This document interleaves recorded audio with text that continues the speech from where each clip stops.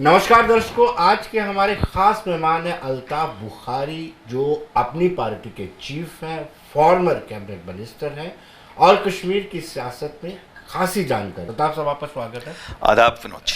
आज 2 साल मुकम्मल होने को, इम्पोर्टेंट सवाल है, 2 साल मुकम्मल होने को है। 5 अगस्त 2019 को जिस तरीके से 370 में संशोधन किया गया, अमेंडमेंट की गई और 35A को रिपील किया गया, आप क्या बदलाव देखते हैं इन 2 सालों के बीच में?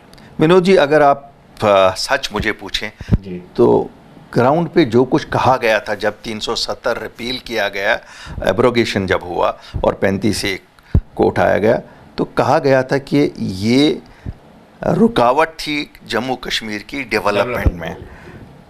मुझे माफ़ी दीजिएगा, 2 साल में ऐसा कुछ नहीं हमने देखा। हाँ, नॉर्मल की रूटीन की, कहीं रोड बना, कहीं नाली बनी, कहीं ऐसा कुछ हुआ, रूटीन जो रूटीन डेवलपमेंट होती है, बल्कि जो नॉर्मल थी वो नहीं हुई, वो रूटीन वाली कुछ 50% के करीब हुआ। कहने को तो बहुत कुछ इस वक्त जो हमारे यहाँ एडमिनिस्ट्रेशन चला रहे हैं, ब्यूरोक्रेसी, बहुत कुछ कह रहे हैं, लेकिन आपको मालूम है मैं सच बोलता हूँ और हमें तो बिल्कुल कतराता नहीं हूँ ये कहने से। मुझे नहीं लगता जो प्राइम मिनिस्टर साहब और होम मिनिस्टर साहब ने वादा किया था और जो वो चाहते थे, शायद वो कुछ हमने नहीं किया। साहब, कहा जाता है कि आपके बड़े करीबी हैं, आपकी बड़ी घनिष्ठता उनके साथ है और सीधा सीधा आप आरोप लगा रहे हैं कि जो commitment on the floor of house की गई थी, उस कमिटमेंट को 50% भी फुलफिल नहीं किया। नहीं, मैं जब बात करता हूँ कि वज़ीर आज़म साहब और होम मिनिस्टर साहब का जो इंटेंशन है कि डेवलपमेंट जम्मू एंड कश्मीर की हो जाए, या जो उनका ख्वाब है कि जम्मू एंड कश्मीर इंडस्ट्रियलाइजेशन में ऊपर रहे, डेवलपमेंट में ऊपर रहे, एजुकेशन में ऊपर रहे, हेल्थ सेक्टर में ऊपर रहे, मुझे नहीं लगता है ये लोकल एडमिनिस्ट्रेशन वैसा कुछ कर सकी। बल्कि लोग मायूस हैं, निराश हैं। ये बात आज मैं कहना चाहता हूँ, लोगों की कोई सुनता नहीं है, किसके पास जाए? कश्मीर में ही नहीं, जम्मू के लोग भी नाराज। मैं आपको क्या, मैं जब बात करता हूँ मैं तो जम्मू कश्मीर की बात करता हूँ। देखिए, मैं कभी भी कश्मीर की बात नहीं करता हूँ, हमें कभी भी कोई अलग नहीं कर सकता। मैं एक ही चीज़ यही बार बार कहने की कोशिश कर रहा हूँ, और मुझे लगता है कि शायद आपके माध्यम से आज ये आवाज़ और दिल्ली तक पहुँचे कि साहब ये कोशिश ना करिए कि जम्मू कश्मीर के लोगों को बांटने की कोशिश ना करने। ये नहीं करिए कि जम्मू को कश्मीर से और कश्मीर से जम्मू से लड़वाएं। ये बहुत 72 साल में किया। जिन पे मुर्द इल्ज़ाम जिनको आप कह रहे थे कि उन लोगों ने ये किया, आज आप भी उसी रास्ते पर ना निकलें। क्या है ये दरबार मुँह? अभी दरबार मुँह कैंसिल करना, हिस्टोरिकल पर्सपेक्टिव है इसका। 6 लाख कश्मीरी यहाँ आता था। जम्मू का एक, मैं बिज़नेस लिहाज से ही नहीं कहता हूँ, एक कल्चरल एक्सचेंज था जम्मू और कश्मीर के लोगों का आपस में प्यार उनका।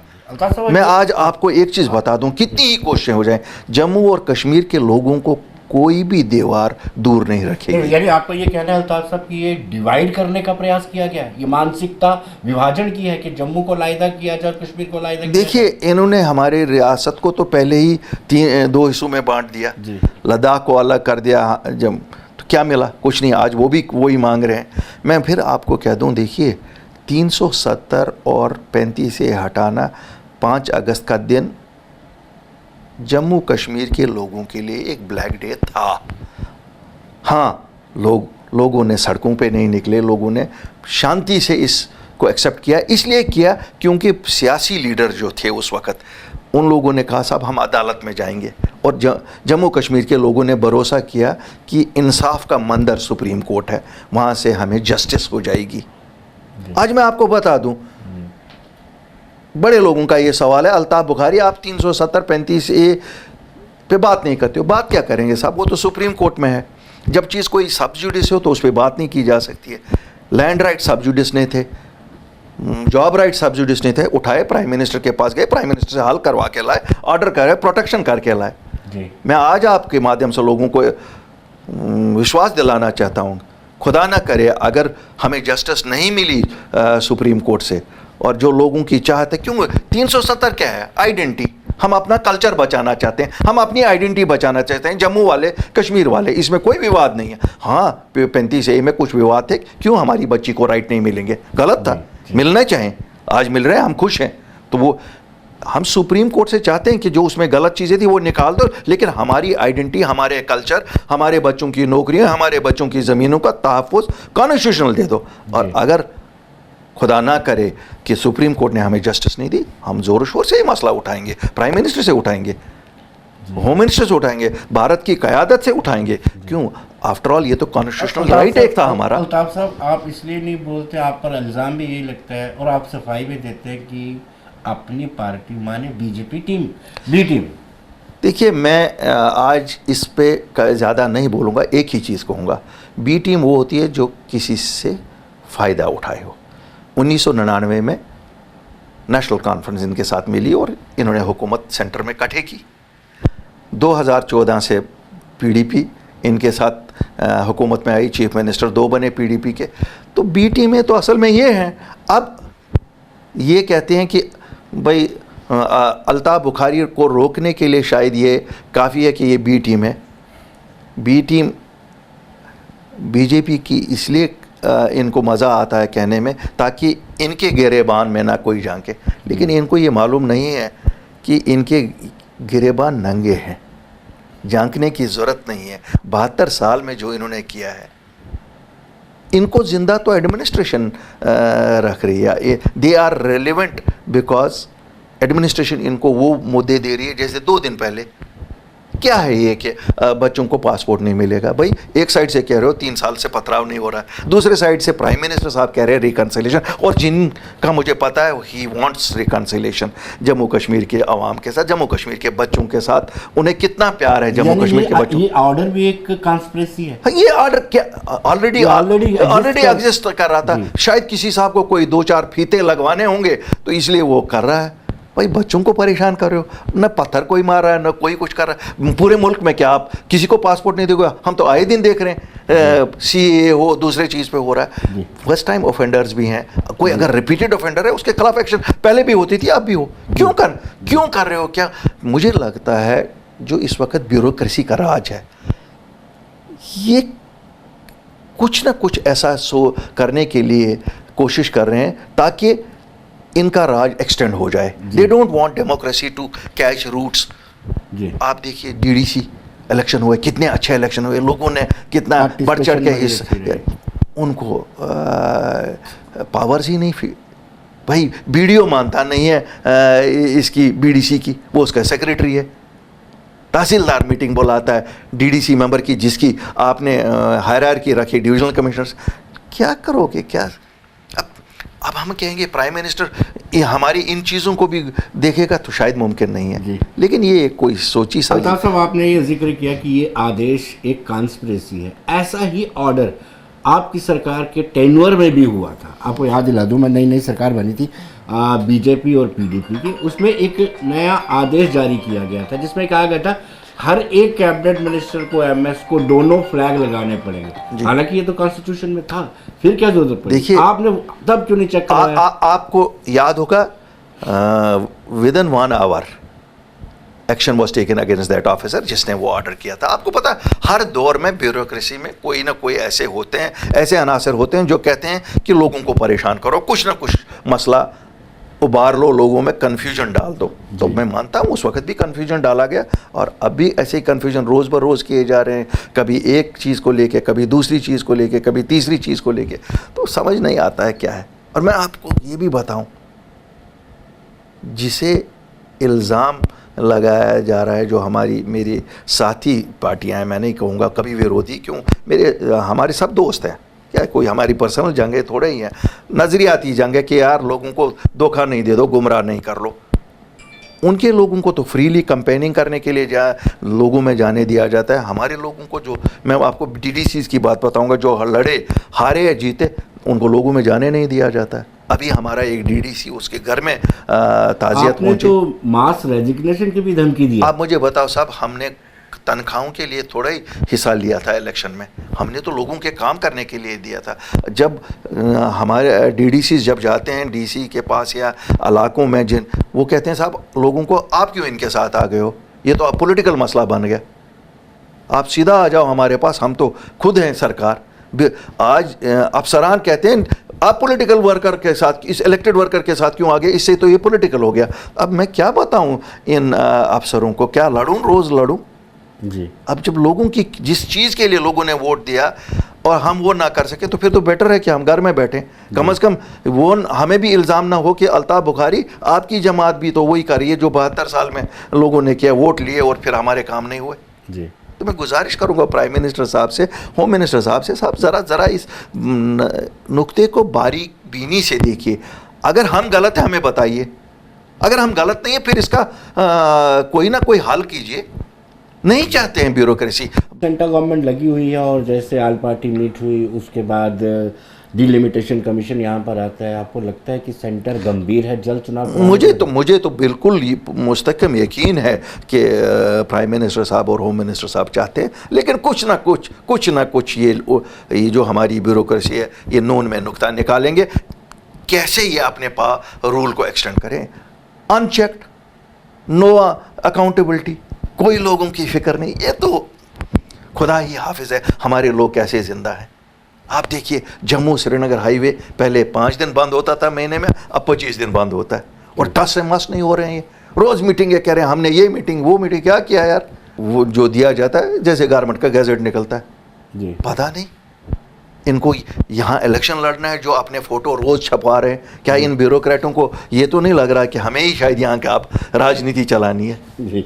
अल्ताफ साहब, आपको नहीं लगता कि इतने इश्यूज हैं, आपका जम्मू यूनिट या जम्मू प्रोविंस का यूनिट सही तरीके से काम नहीं कर पा रहा है? आप डेंटल का इशू ले लीजिए, आप इवन के दरबार मूव का इशू ले लीजिए, आप मुबारक मंडी का इशू ले लीजिए, बहुत सारे इशूज हैं, माइनिंग का इशू ले लीजिए, लीकर का इशू ले लीजिए, उन्होंने ढंग से नहीं उठा पाए। या अभी इनको डर है कि एक्सेप्टेबिलिटी होगी कि नहीं होगी?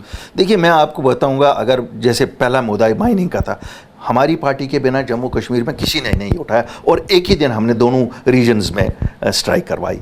इसी तरह मुबारक मंडी का जो होटल का, ये मैं तो समझता नहीं, हमारे कल्चर हमारी हिस्ट्री को ख़त्म करने पे आए हुए हैं। ये कैसे कर रहे हैं? जो वक्त के हुक्मरान यहाँ हैं वो भी तो किसी न किसी पॉलिटिकल पार्टी से हैं, और इनडायरेक्टली जो यहाँ साथी हैं जिनकी जमात सेंटर में है उनको कहना चाहिए कि साहब क्यों मस्क कर रहे हो हमारी हिस्ट्री को, क्यों मस्क कर रहे हो हमारे कल्चर को? ये Mubarak Mandi, I can't imagine, this is vandalism, इसे जिसे कहते हैं ना वेंडलिज्म। जैसे आपने इन्होंने वहाँ किया था ना अफ़गानिस्तान में वो बुद्धा के, ये मैं इसको उससे ताबीर करता हूँ। What is this vandalism? आप क्या करने जा रहे हो? आप क्यों हमारे, we are a unique state, इस स्टेट को क्यों है यहाँ आप लिकर वाले बाहर से ला रहे हो, ठेकेदार बाहर से, माइनिंग वाले बाहर से ला रहे हो, सब लोगों को बाहर से ला रहे हो, अफसरान भी बाहर से ला रहे हो। अब मेरा सवाल ये था कि क्या आपके लोगों को अभी लगता नहीं है कि जम्मू के लोग हमें स्वीकार करेंगे, कि जम्मू के लोगों के पास ऑप्शन नहीं है, विकल्प नहीं है बीजेपी के अलावा? ऐसा तो नहीं लगता कि? देखिए मैं आपको सच बता दूं, शायद जम्मू में ऐसा लग रहा है जो कि जम्मू को लगता है कि जो उनकी जिस पे उन्होंने इतनी इन्वेस्टमेंट जिस पॉलिटिकल पार्टी पे की थी कि शायद वो उनके लिए कुछ करें। धीरे धीरे लगता है कि उन्हें भी समझ आ रही है कि वो पॉलिटिकल पार्टी उनके हकूक़ का तहफ़्फ़ुज़ नहीं कर पा रही है, यहाँ तक कि उनके कल्चर का तहफ़्फ़ुज़ नहीं कर पा रही है, यहाँ उनके जो नेशनल एसेट्स हैं हमारे जम्मू कश्मीर को, उनका तहफ़्फ़ुज़। पहले ये बहुत कहा जाता था यार कश्मीर ने ये किया, जम्मू ने ये किया, पीछे आके हमारा राज करें। अब कब तक जम्मू कश्मीर के लोग, एक दिन तो खड़े हो जाएंगे। जी। अल्ताफ साहब, क्या आपको लगता है कि बीजेपी के नेताओं के दिमाग में, जहन में खुमार है मोदी के नाम का? इनको लगता है कि फिर जीत जाएंगे? सामने इनकी कॉन्स्टिट्यूंसी में आप खुद देखिए, लीकर का जो हुआ सारा जम्मू प्रोविंस में ही सीधा डायरेक्ट हिट किया। अगर हम माइनिंग की बात करें तब भी ऐसा ही हुआ। देखिए साहब, जब भी किसी सियासी जमात को दिमाग में ये आ जाए कि अब हमारा कोई अल्टरनेटिव नहीं है, ये कौम अल्टरनेटिव पैदा करती है। आप 1977 देखिए, इंदिरा गांधी इतनी स्ट्रांग, वो अचीव किया जो 47 में अचीव नहीं हुआ था। एक मुल्क के 2 टुकड़े करके उसने एक ऐसी थम्पिंग मेजॉरिटी ली जब उसे लगा मेरा अल्टरनेटिव नहीं है, और उसने इमरजेंसी लागू की।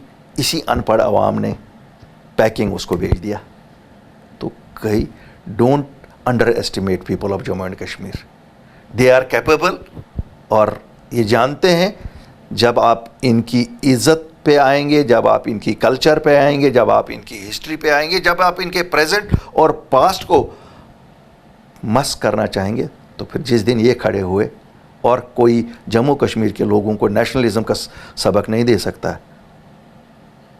वो लोग तो एजिटेट सड़क बाकी मुल्क में करते हैं, हम लोग तो मरते हैं रोज़। अगर बॉर्डरों पे मरता है वो जम्मू कश्मीर के वासी हैं, वो जम्मू कश्मीर के लोग हैं, और जितनी कुर्बानी जम्मू कश्मीर के लोगों ने दी है इतनी इस मुल्क में किसी ने नहीं दी है इस मुल्क के लिए, और हम किसी से कम नेशनलिस्टिक नहीं हैं। अल्ताफ़ साहब, ईमानदारी से बताइएगा, पीसी दिल्ली के करीब है या अपनी पार्टी दिल्ली के ज़्यादा करीब है? देखिए साहब, मैं तो ये नहीं जानता हूँ, मैं कोशिश कर रहा हूँ कि लोगों के करीब हम चले जाएं और लोगों में ये भरोसा दिलाएं कि हम जो राजनीति कर रहे हैं हम प्रैक्टिकल राजनीति कर रहे हैं, सच की कर रहे हैं, अचीवेबल चीज़ों की कर रहे हैं।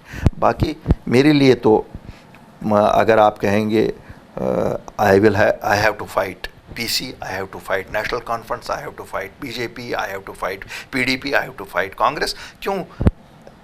जिस दिन मैं निकला ये सब लोग चुप थे, ये सब लोग एक साइड से बीजेपी थी, एक साइड से ये सब लोग एक PAGD के अलायंस के तले थे। इन्होंने लोगों से आज तक, अगर ये इलेक्शन में गए, ये इकट्ठे उसी सेंटिमेंटल इमोशनल पॉलिटिक्स को लेके गए, और मुझे आज ये कहने में बिल्कुल भी कोई ये नहीं है कि मुझे बताइए साहब, वोट तो लिया था कि हम 370 और 35 ये वापस लाएंगे। तुम लोगों ने तो अदालत तक में ये दुहाई नहीं दी कि जल्द नॉर्मल हियरिंग के लिए, तो क्या लोग आप समझ गए हैं, अब इनकी ये चालबाजियाँ चलेंगी नहीं। और मुझे सब क्रेडिट आपको जाता है, जब 5 अगस्त 2019 को ये सब कुछ हुआ, ऐतिहासिक डिसीजन लिया गया, उसके बाद ऐसा लगता था डेमोक्रेसी हाशिया पर है, बिल्कुल स्टेग्नेशन आ गई थी, और आपने मुलाकात करके इस प्रोसेस को अगेन शुरू किया। आज मैं कन्फेस करूं, मुझे लगता है कोई फ़र्क नहीं हुई 5 अगस्त 2019 के बाद मेरे आने से या ना आने से। क्यों? मैं जिसके लिए आया था, मैं लोगों की मुश्किलात काम करने के लिए आया था। मुझे अपनी मुश्किलात तो कोई नहीं थी, मुझे लोगों के मसाइल थे। हाँ, फेयर्स थे लोगों के, हाँ लैंड जाएगा, नौकरियां जाएंगी, वो फेयर्स एड्रेस तो हो गई। बाकी लोगों की जो ग्रास रूट पे दिक्कतें हैं, एडमिनिस्ट्रेशन सुनती नहीं है, कोई चीज़ भी नहीं। मैं तो परेशान हुआ जब जम्मू आया, मैंने देखा जम्मू में जो हाल है, जम्मू वाले तो बेहाल हुए हैं। तो इसलिए मैं नहीं कहूँगा कि बहुत कुछ हमने आगे आने से बहुत कुछ अचीव हुआ, जो मैं लोगों के लिए आया था। शायद मैं लोगों को आज कन्फेस करना चाहता हूँ कि जो हमने सोचा था कि आपके लिए मुश्किलात कम होंगी, वो मुश्किलात कम नहीं हुई। बहरहाल हमने कोशिश की। आप हमें उस इल्ज़ाम में खड़े नहीं, कटहरे में कर सकते हो कि आपने कोशिश नहीं की, बाकी उन्हें तो कोशिश भी नहीं की। अल्ताफ़ साहब, दिल्ली पर, या यूँ कहा जाए कि प्रधानमंत्री नरेंद्र मोदी, अमित शाह पर आपको ट्रस्ट कैसे बना?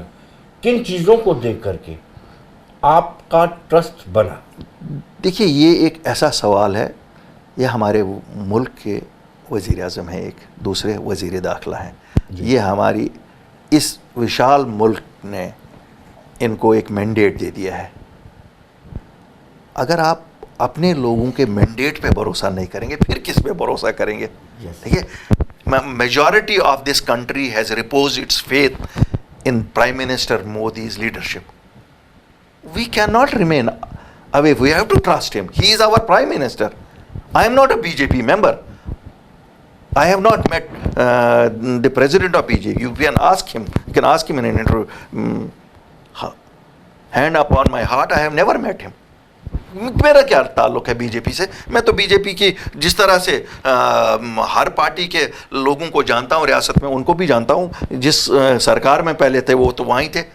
तो अगर उस बात पे मुझे कहा जाएगा कि बी टीम है, फिर तो वो पूरी PDP बी टीम है। मैंने कहा ना, जिन्होंने फायदा बीजेपी का उठाया वही मुझे कहते हैं अरे यार अपने गिरेबानों में देखो। तो इसलिए मुल्क के वज़ीर आज़म पे तो ट्रस्ट ना होने का सवाल ही नहीं है, होम मिनिस्टर पे ट्रस्ट ना होने का सवाल ही नहीं है। मुझे काफ़ी लोग कहते हैं साहब ये है वो है, he is been elected by thumping majority people of this country have reposed faith on him, so we have also reposed faith. और हम तो खुल के कहते हैं, अगर हमें लगता है कहीं प्राइम मिनिस्टर का अटेंशन ड्रॉ करना चाहिए, मैं करता हूँ ड्रॉ। यही तो एक्सेस होने का तो यही फायदा है, एक्सेस होने का तो यही फायदा है। मैं होम मिनिस्टर साहब से बात करता हूँ ना, जहाँ हमें लगता है लोगों की दिक्कत आप ये है। भी मानते होंगे कि क्या बीजेपी की जो स्टेट यूनिट है, प्रदेश नेतृत्व जिसको हम कहते हैं, वो इस काबिल नहीं है कि वो इश्यूज जो है, जिस तरीके से आप जम्मू कश्मीर के इशू उठा लेते हैं, ये नहीं उठा पा रहे? देखिए, शायद उनकी दिक्कत है, मैं बताऊंगा क्यों। जब उनकी ही पार्टी सेंटर में है, उनका ही पार्टी, उन्हीं की पार्टी का भेजा हुआ एलजी है। मैं नहीं कहूँगा उनका एलजी है, क्योंकि जब गवर्नर कोई बनता है, he is suppose to be impartial. बाकी सपोज्ड विद इन कॉमर्स क्या होता है क्या नहीं होता है, मैं नहीं, शायद उनकी एक दिक्कत ये भी होगी। लेकिन नेशनल कॉन्फ्रेंस की तो ये दिक्कत नहीं है, पीडीपी की तो ये दिक्कत नहीं है, पीसी की तो ये दिक्कत नहीं है। हम तो लोगों के मसले उबारने में क्यों नाकाम हो रहे हैं? हम किस चीज़ से डर रहे हैं? ये लोग किस चीज़ से डर रहे हैं? सच बोलने से क्यों डर रहे हैं? लेकिन क्या कारण है? आप दिल्ली पे ट्रस्ट करते, दिल्ली आप पे ट्रस्ट करते, फिर आपके वर्कर्स को, आपके डीडीसी बीडीसी सदस्यों को सिक्योरिटी प्रोवाइड नहीं की जा रही, जीतने के बाद से उनको घर ही जाने दिया गया। क्या कारण है? उसके पीछे कौन लोग हैं? देखिए, मैं बताऊंगा, यहाँ there are wheels within the wheels, system के wheels within the wheels हैं। यहाँ जब भी, अब मैं बताऊंगा, डरा किससे जाता है? लोग डरते किससे हैं? जो सच बोलता है। और सच बोलने वालों को सब के कोशिश करते हैं दूर ही रखो। एडमिनिस्ट्रेशन की कोशिश है कि हमें दूर रखा जाए। ऐसा नहीं है कि हमें अभी विरोधियों ने दूर रखा, हमें तो जो सरकार में है वो हमसे डरते हैं। उनको लगता है कि यार ये बेबाक तरीके से बोलते हैं, दिल्ली जाएंगे बात करेंगे, कहीं भी जाएंगे बात करें। हम तो सच बात कहते हैं। अगर हमारे लोग कहीं गलत हैं, हम लोगों को बोलते हैं मैं गलत हूँ, मैं कहता हूँ मैं गलत था। और लीडरशिप अगर यहाँ इस वक्त जो ब्यूरोक्रेसी है, मैं आपको बताऊँगा, दम घुट गया है। मुँह इन्होंने किया, मुझे पता नहीं है किस्मत में क्या लिखा होगा और लोगों का फैसला क्या होगा। अगर विनोद जी कभी भी, आज मैं कमिटमेंट करता हूँ, कभी भी हम किसी भी तरीके से सरकार में हुए, अगर हम सरकार में हुए, लोगों ने मैंडेट दिया, सेक्रेटरीट जाने से पहले ये एंटी पीपल मूव जो है, दरबार मूव ख़त्म करना, ऐसे हेरिटेज हमारी ख़त्म करना, हमारे कल्चर को कहीं, this will be within first 24 hours, these things will have to go. We will see that people to people contact is restored. और ये जो कोशिश की जा रही है जम्मू के लोगों को कश्मीरियों से दूर और कश्मीर के लोगों को जम्मू वालों से दूर रखने की, इसको कभी कामयाब नहीं होने देंगे। जो कांग्रेस ने कहा जाए सीक्वेंस बनाई है कि पहले डिलिमिटेशन हो, फिर स्टेटहुड मिले, उसके बाद इलेक्शन हो, और उसके बाद हम लैंड और जॉब्स को प्रोटेक्ट कर पाए, क्या आपको ये सीक्वेंस ठीक लगती है? मैं तो उल्टा करता हूँ। देखिए, मैंने पहले लैंड और जॉब्स की प्रोटेक्शन लाई जी, स्टेटहुड, इसके बाद डिलिमिटेशन कर लो जी, फिर स्टेटहुड कर लो, फिर इलेक्शन करवा लो जी।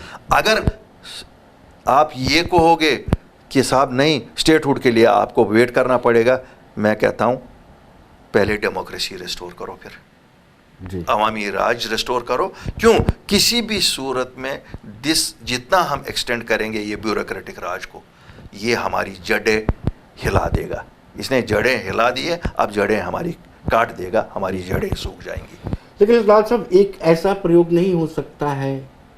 यूँ तो जम्मू कश्मीर को प्रयोगशाला ही माना गया, वक्तन वक्तन कभी ऑटोनॉमी पे प्रयोग किया गया, कभी सेल्फ रूल पे प्रयोग किया गया, श्रीरंगा राजन कमेटी, वर्किंग ग्रुप, बहुत सारे प्रयोग किए, बहुत सारे। क्या आपको नहीं लगता है कि इलेक्शन करवाने के बाद जो नई सरकार बने वो प्रस्ताव पारित करे कि स्टेटहुड दो, तो उस सरकार की क्रेडिबिलिटी बन जाएगी? ये भी सोचने का एक सही तरीका, बिल्कुल सोचने का ये भी सही तरीका, मैंने कहा ये भी सही तरीका हो सकता है। वज़ीर आज़म हिंद और गृह मंत्री यही सोचते हो, इसीलिए कहते हो कि पहले इलेक्शन करेंगे फिर स्टेटहुड देंगे। कुछ भी हो सकता है। मैं तो कहता हूँ साहब, अब कहते हैं ना, पूरी रोटी नहीं दे दोगे, आधे रोटी से काम चलाएंगे, ताकि अपने लोगों की खिदमत तो करें। जिसको भी लोग चुनेंगे वो खिदमत करेगा अपने लोगों की, इनसे तो बेहतर होगा। एक चीज़ मैं बताऊंगा, एक बिटर पिल दे दिया दिल्ली की सरकार ने हमें, वो ये है, शायद 72 साल में कभी सियासतदानों की कदर नहीं थी। अवामी सरकारों की कदर नहीं थी। आज आप देखिए अक्रॉस जम्मू एंड कश्मीर लोग कहते हैं जो भी आएगा यार सरकार जल्दी आ जाए। तो एक तो मैं इसके लिए मुबारकबाद ही देना चाहूँगा। जो लोग अभी भी सपने दिखा रहे हैं कि 370 वापस आएगा, 35 से भी वापस आएगा, वो जो झंडा भी और संविधान भी वापस आएगा, उसकी सियासत कर रहे हैं। देखिए मैं बताऊंगा, कहने के तरीके होते हैं, करने के भी तरीके होते हैं। हम भी मानते हैं कि 370 और 35 से सुप्रीम कोर्ट वापस ला सकता है, बिल्कुल, क्यों नहीं ला सकता है? क्यों? अदालत में जब केस है तो इसीलिए गया है ना कि वापस आ जाए। लेकिन कोई पॉलिटिकल पार्टी नहीं ला सकती है। और इसी उम्मीद पे हम सब हैं अभी कि जस्टिस होगी। और जस्टिस क्या है? जस्टिस कि it will be restored back, but only the Supreme Court. I can't take credit for that. क्यों? सुप्रीम कोर्ट ने करना है, वो सुप्रीम कोर्ट को ही क्रेडिट जाएगा। और मुझे कोई शक नहीं है कि supreme court of this country will not do justice with us. Having said so, अगर नहीं होता है तो फिर हमारे पास बाकी रास्ते हैं ना, जैसे लैंड का 371 जैसे लद्दाख नहीं 370 ही प्राइम मिनिस्टर के पास जाके वापस, जिस तरह हमने लैंड का किस्सा उठाया, लैंड की प्रोटेक्शन लाई, नौकरियों की प्रोटेक्शन लाई, फिर इनके पास जाएंगे। अब इन लोगों ने तो पहले वो दरवाज़ा बंद कर दिया, कोर्ट में ले गए किस्सा। जब किसी चीज़ को प्रोलॉन्ग करना होता है तो कोर्ट में ले जाते हैं। अब अगर मैं आज एक छोटा सा सवाल कहूँ, ये किसने प्रोलॉन्ग, ये क्यों, why didn't they approach after abrogation the government of India, they went to the court. हम तो थे नहीं लीडर, यही तो लीडर थे, हमारी तो पार्टियां नहीं थी, हम तो पार्टी नहीं बने, हम तो मुझे किसी साथी ने कहा कि हमें भी जाना चाहिए, मैंने कहा प्रोलॉन्ग करने के लिए कि रेस्टोर ना हो। ये तो देखिए, हम भी कहते हैं यार कोर्ट में जाओ यार, स्टे लाभ कुछ हो जा, चलता रहेगा किस्सा। तो वो तो इन लोगों ने अपने सर से उतार के करें ना, वरना जाए एक दोहार तो लगाएं, जल्दी हेयरिंग के लिए दोहार तो लगाएं, वो भी नहीं लगा रहे हैं। तो ये तो अब लोगों को समझना चाहिए। आखिरी सवाल, कल परसों ही हमने देखा कि लद्दाख जो है यूनाइट होगा, स्टेटहुड के लिए यूनाइट होगा। हम भी जानते हैं कारगिल और लेह के लोगों के बीच में कितना फासला था। कैसा कभी ऐसा भी दिन आएगा जम्मू और कश्मीर के लोग यूनाइट होकर के एक डिमांड करेंगे? आपको नहीं लगता है? अपनी पार्टी तो उसी का एक जीती जागती मिसाल है। हम तो आए ही इसीलिए कि ये जो लोगों में तनाव पैदा किया जाता था, जम्मू के लोगों में कश्मीरियों के खिलाफ और कश्मीर के लोगों को जम्मू के खिलाफ, हम तो इसीलिए आए। हम तो एक ही प्लेट पे, आप देख रहे हैं, इसीलिए आप देख रहे हैं आज की सरकार यहाँ लोगों को नज़दीक आने नहीं देती है। दरबार मुँह ख़त्म करने की ज़रूरत क्या है? यही तो ज़रूरत है कि लोग नज़दीक आने लगे हैं, अपनी पार्टी वाले नज़दीक ला रहे हैं जम्मू वालों को। क्यों? मुद्दे से में साझे हैं। आज सेल्फ रूल और ऑटोनॉमी की बात नहीं है जिनसे जम्मू वाले कश्मीरियों से नाराज़ होते थे। तो इनको तो खतरा इसी सी बात का है, इसीलिए तो जम्मू खमियाजा आज उठा रहा है। जो दरबार मुँह का खमियाजा है या आपकी कल्चर और आपकी हिस्ट्री को मस्क करने की कोशिश की जा रही है, कश्मीर में जब ये ख़त्म किया जा रहा है तो वहाँ दिया जाता है, वहाँ ये अलगाववाद है उसके नाम पे। यहाँ आप डेवलपमेंट का नाम इसको देकर करो बंद, नहीं आने दो दरबार को यहाँ। It is a main economic activity of Jammu also besides the cultural activity. Altaf साहब, आप हमारे कार्यक्रम में आए, समय का अभाव है, दिलचस्प बातें हो रही थी लेकिन समय कम है। आप हमारे कार्यक्रम में, आपका बहुत बहुत शुक्रिया। बहुत बहुत शुक्रिया जनाब। तो दर्शकों, बने रहिए आप देश दुनिया की खबरों के लिए और मुझे दीजिए इजाज़त। नमस्कार।